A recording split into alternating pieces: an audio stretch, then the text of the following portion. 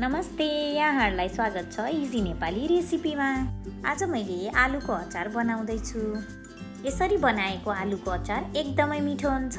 आलुको अचार बनाउन चाहिने एक्ज्याक्ट इन्ग्रेडियन्ट्स मैले भिडियोको अन्तिममा एउटा स्लाइडमा राखेको छु, त्यसैले भिडियोलाई अन्तिमसम्म हेर्नुहोला। सुरुमा मैले एउटा प्यान तताएँ अनि त्यसमा मेथी राखेर भुट्दैछु। मेथी हल्का कालो नभएसम्म भुट्नुपर्छ।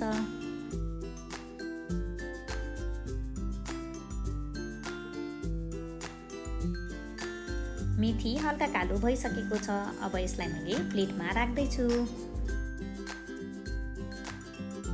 त्यसै गरी मैले जिरा र टिमुरलाई पनि भुट्दैछु।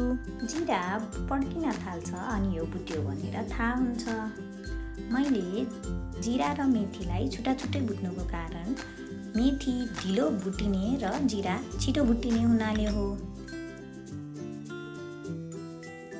जिरा र टिमुर भुटिसकिएको छ। अब मैले त्यही प्लेटमा खन्याउँदैछु।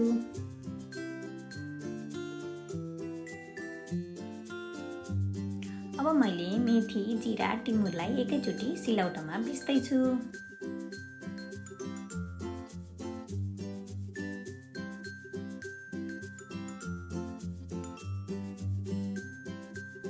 मेथी, टिमुर र जिराको मसला तयार भयो।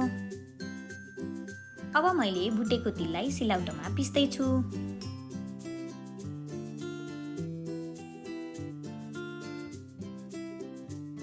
एउटा मिक्सिङ बाउलमा मैले अघि पिसेको तिललाई राखेँ।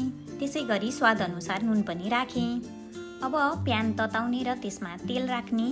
तेल तातिसकेपछि मैले मेथीलाई फुराउँदैछु।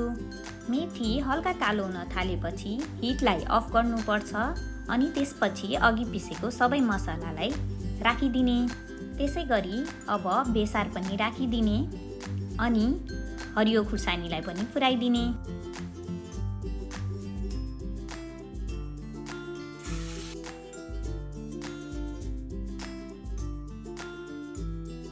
अनि तिलको धुलोलाई झानिदिने।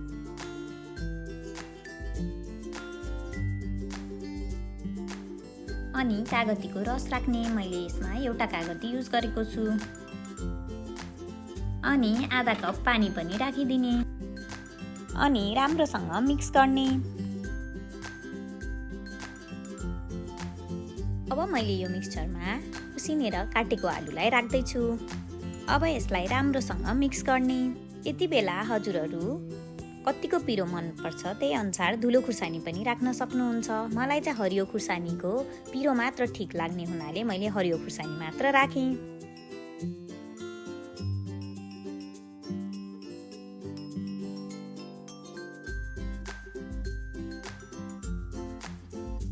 अब मसिनो गरेर काटेको हरियो धनियालाई राखेर राम्रोसँग चलाउने। आलुको अचार तयार भइसकेको छ। यो आलुको अचार खाना, चिउरा, भुजा, पुलाउ, रोटीसँग खान सकिन्छ।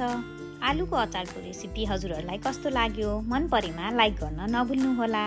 यहाँहरूको कुनै सल्लाह सुझाव छ भने कमेन्ट गर्न नभुल्नुहोला।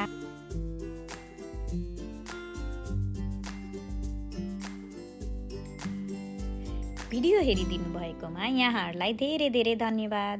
यहाँहरूको दिन शुभ रहोस्।